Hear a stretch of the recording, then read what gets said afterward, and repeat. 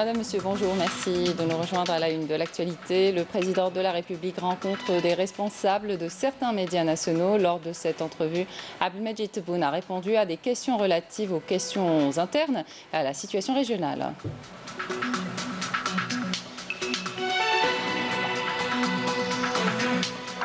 315 voyageurs sont arrivés hier à Alger en provenance d'Istanbul dans le cadre du programme de rapatriement des ressortissants algériens bloqués à l'étranger en raison de la pandémie de Covid-19.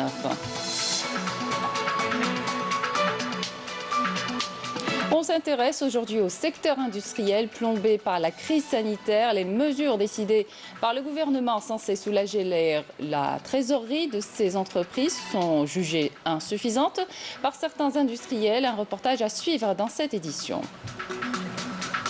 Et puis à Constantine, reprise des activités des chantiers de l'OPGI et des entreprises du bâtiment qui ont relancé les programmes de logements sociaux locatifs avec pour une première phase 80% des ouvriers.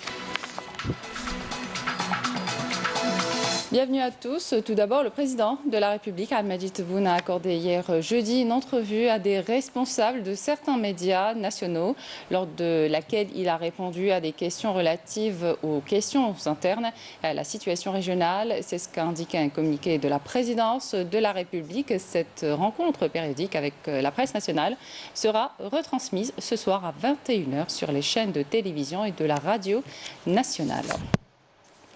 Poursuite du rapatriement des Algériens bloqués à l'étranger suite à la suspension du trafic aérien en raison de la pandémie de Covid-19. 315 voyageurs sont arrivés hier à Alger à bord d'un avion de la compagnie aérienne nationale Air Algérie en provenance d'Istanbul. Mouna Nawal Hamoudi. C'est la fin du calvaire pour ces 315 Algériens bloqués en Turquie depuis la suspension du trafic aérien le 18 mars dernier. Parmi ces passagers, des personnes malades, des enfants et des personnes âgées. Les passagers décrivent une attente difficile à supporter. Dieu merci, nous attendions avec impatience notre retour en Algérie, car rien ne peut remplacer notre pays. Je sais que nous devons rester à l'hôtel pendant 15 jours avant d'aller voir notre famille. Je suis en Turquie depuis un mois. J'ai emmené mon fils faire une greffe du foie et depuis, on était bloqués et abandonnés. Heureusement qu'on a été rapatriés. Le plus important, c'est qu'on soit enfin rentré en Algérie. Dès leur arrivée, les ressortissants algériens ont été acheminés vers l'hôtel Mazafran pour un confinement sanitaire de 14 jours. Dans le cadre du programme de rapatriement, nous réceptionnons aujourd'hui un premier groupe de ressortissants en provenance de Turquie au nombre de 315. Demain, un autre vol est prévu. Près de 300 ressortissants seront accueillis par notre établissement. Ces opérations de rapatriement sont courantes ces derniers temps et nous avons acquis une bonne expérience dans ce domaine. Nous avons mis à la disposition des pensionnaires une équipe médicale, des éléments de la protection civile et de la gendarmerie nationale ainsi que les agents de la wilaya. Aujourd'hui, près de 300 citoyens algériens devront être rapatriés de Turquie à bord d'un avion d'Air Algérie. 105 nouveaux cas Covid positifs, 180 guérisons et 9 décès en Algérie. C'est le dernier bilan du comité scientifique de suivi de l'évolution de la pandémie de coronavirus en Algérie. Animant un point de presse, le docteur Jamel Fourar, porte-parole du comité, a exhorté hier les citoyens à faire preuve de vigilance et au respect strict de la consigne sur le port obligatoire du masque. Je vous invite à l'écouter. Aujourd'hui, jeudi 11 juin 2020, nous allons vous présenter un point de situation de la Covid-19 en Algérie. Les principaux indicateurs au cours des 24 dernières heures, nous avons enregistré 105 nouveaux cas, 180 patients guéris, 36 patients en soins intensifs et 9 décès. Avec l'enregistrement de 105 nouveaux cas, le total cumulé des cas à ce jour est de 10 589 et nous avons une incidence moyenne nationale de 24 pour 100 000 habitants. Nous voyons que 29 wilayas ont une incidence inférieure à la moyenne nationale et 19 wilayas ont une incidence moyenne pour 100 000 habitants supérieure à la moyenne nationale. Il faut savoir aussi que 10 wilayas n'ont pas enregistré de cas au cours des 24 dernières heures. Pour ce qui est des décès, nous avons malheureusement enregistré 9 nouveaux décès, ce qui porte le total cumulé de décès à 741. et 75% des décédés sont âgés de 60 ans et plus. Concernant les patients guéris qui ont quitté les établissements hospitaliers à ce jour, leur nombre est de 7 254, dont 180 ont quitté les établissements hospitaliers au cours des 24 dernières heures. Pour ce qui est des patients qui ont bénéficié du traitement à ce jour, leur nombre est de 21 213, dont 9 170 cas confirmés au laboratoire et 12 043 cas probables à l'imagerie médicale. Pour ce qui est des patients en soins intensifs, nous avons actuellement 36 patients en soins intensifs. Il faut également rappeler tout le temps le strict respect de l'utilisation obligatoire du masque de protection est une attitude responsable envers la famille et envers la société d'une manière générale. Merci de votre attention. L'établissement hospitalier spécialisé en oncologie d'Oran, Emir Abdelkader, mis en quarantaine. 24 personnes y ont été testées Covid positif, dont 12 enfants cancéreux. Ces enfants sont aujourd'hui pris en charge au niveau de 2 unités de soins intensifs de l'hôpital. Moulana Ouelhamoudi. Mobilisation générale du personnel de santé à l'établissement hospitalier spécialisé d'Oran. Pour cause, 24 cas ont été testés positifs au Covid-19, dont 12 enfants et 12 personnes parmi le personnel soignant. 47 enfants ont été testés négatifs au Covid-19, alors qu'il y a 2 jours de cela, les analyses ont révélé l'atteinte de 12 enfants. Suite à cela, des mesures strictes ont été prises en vue de protéger ces enfants. Aucune personne étrangère au service n'est autorisée à y accéder jusqu'à la fin du protocole thérapeutique. À présent, les enfants atteints de Covid-19 sont hospitalisés dans un service spécialement dédié à leur prise en charge.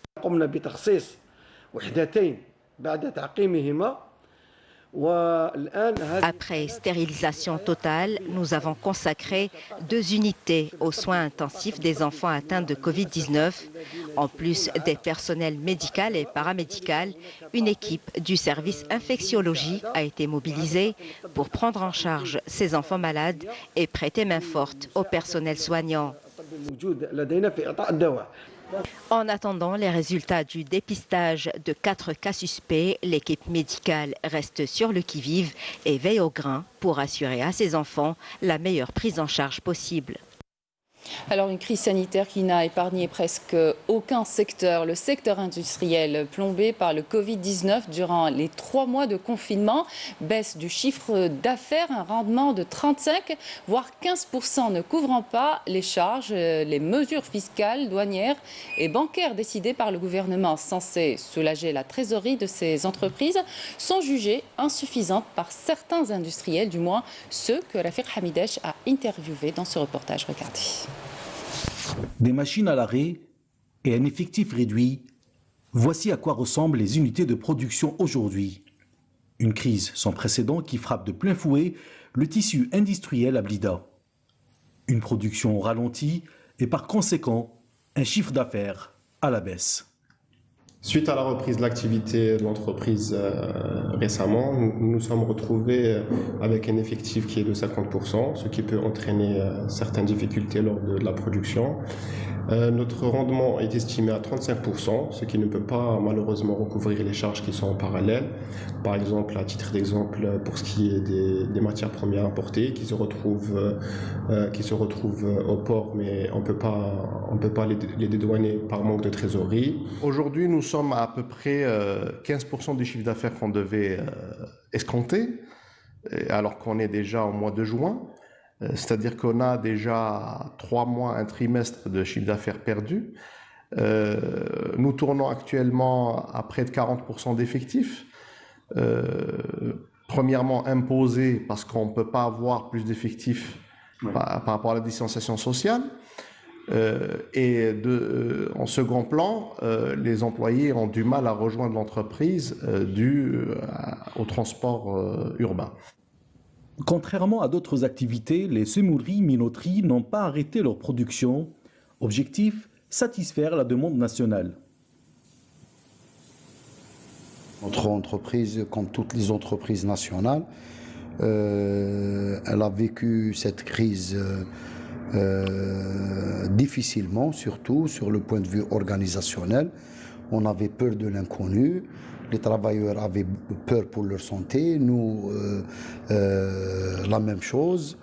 Et par la suite, petit à petit, on s'est adapté à la situation et les autorités nous ont fait comprendre que notre secteur ne pouvait pas s'arrêter.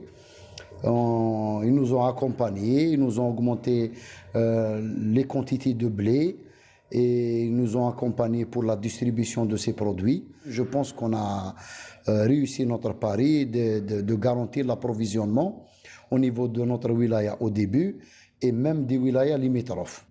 Face à cette situation exceptionnelle, l'Algérie a déjà pris plusieurs mesures destinées à soulager la trésorerie des entreprises. Des mesures fiscales, douanières et bancaires que certains experts qualifient d'insuffisantes.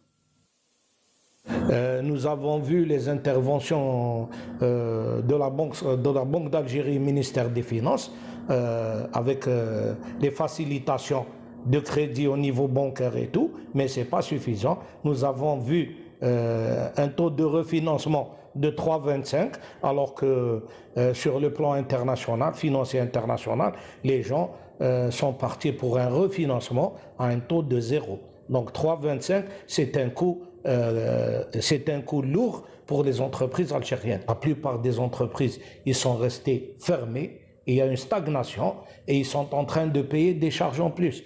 L'Algérie se déconfine et l'activité industrielle retrouvera bientôt son niveau d'avant la crise, mais selon les experts en économie, il faudra plus de temps pour que les pertes liées à cette pandémie soient absorbées par le marché. Direction Constantine pour voir comment se porte le secteur du BTPH avec la levée du confinement partiel la semaine dernière. L'exemple à Constantine donc avec la reprise des activités des chantiers de l'OPGI et des entreprises du bâtiment qui ont relancé les programmes de logements sociaux locatifs avec pour une première phase 80% des ouvriers. Amel Barba. Le secteur du BTPH est redynamisé après la levée progressive du confinement et la reprise des activités économiques. Après plus de 3 mois d'arrêt, les programmes de construction de logements sont à nouveau relancés, comme ici dans les chantiers de Hamabouziane et Ain-Hass à Constantine pour la réalisation de 400 logements de type socio-locatif et d'un lycée d'une capacité de 1000 places pédagogiques. Après les réunions que nous avons organisées avec l'ensemble des partenaires de l'OPGI, les projets ont été relancés et la cadence des travaux est très satisfaisante. Les entreprises de réalisation ont de leur côté pris toutes les mesures de prévention du coronavirus et de protection de leurs employés. Elles assurent avoir mis en place tous les moyens pour garantir l'hygiène et la désinfection des lieux, comme elles veillent aussi au respect de la distanciation physique entre les employés. Les entreprises du BTPH doivent assurer tous les équipements de protection individuelle et respecter la distanciation physique. La semaine passée, le taux de mobilisation des employés était de 70%. Il est passé à 80% cette semaine, en attendant d'atteindre les 100% d'ici les prochains jours. Nous avons assuré à nos employés les masques de protection et les gants. La distanciation physique de plus d'1 mètre est également respectée. Le travail se déroule dans de très bonnes conditions.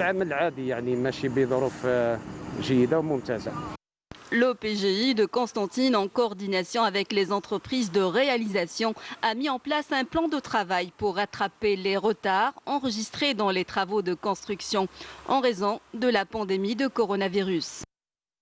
Nous sommes le 12 juin, la journée mondiale contre le travail des enfants et à cette occasion, des enfants ont été conviés hier par le ministre du Travail, de l'Emploi et de la Sécurité sociale à une visioconférence avec les représentants de différentes institutions. Walid Yousfi.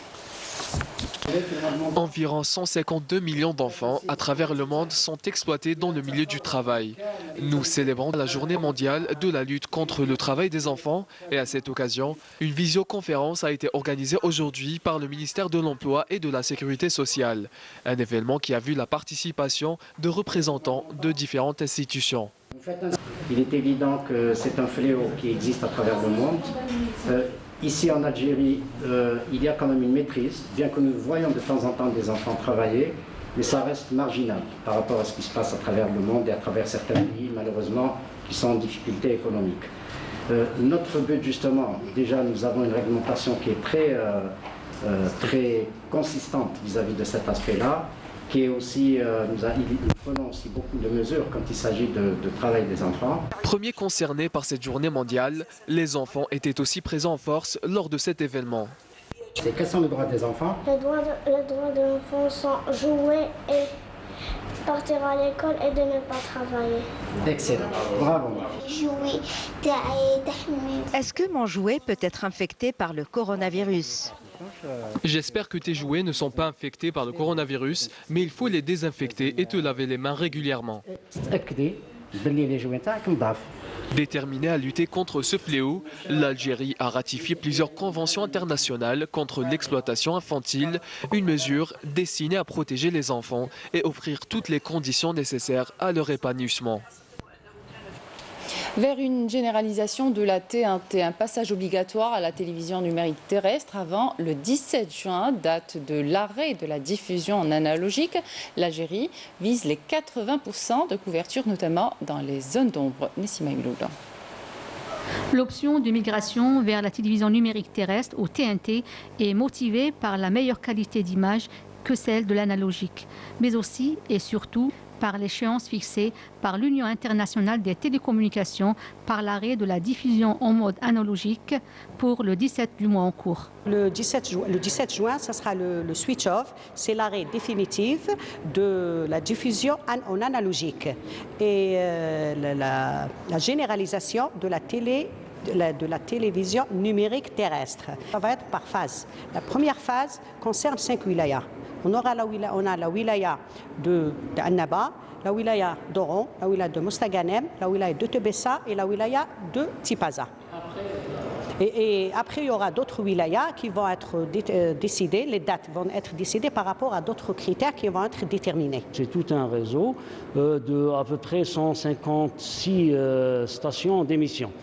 Parce que l'Algérie, c'est un grand pays. C'est un très grand pays pour pouvoir vraiment arroser tous les citoyens. Actuellement, la diffusion de la TNT couvre 77,16% de la population algérienne à travers le territoire national avec une évolution continue. Ces équipements nous permettent de couvrir les zones d'ombre en TNT et de détecter tout problème de réception. Des instruments déjà utilisés sur le terrain pourront nous aider à contrôler le niveau de TNT à travers le territoire national.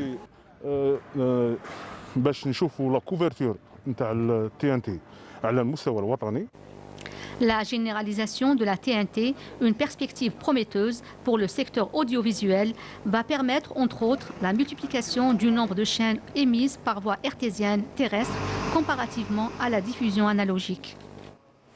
Suivi des bilans de la pandémie du coronavirus qui continue de se propager à travers le monde, contaminant plus de 7 millions de personnes avec plus de 400 000 morts à travers 196 pays et territoires pour une grande partie de l'Europe, épicentre de la pandémie en mars. Le virus semble contenu avec un nombre de nouveaux cas en forte baisse. Les États-Unis, où plus de 2 millions de personnes restent par contre le pays le plus lourdement touché en Amérique latine. Nouvel épicentre du coronavirus, la pandémie a franchi de nouveaux seuils.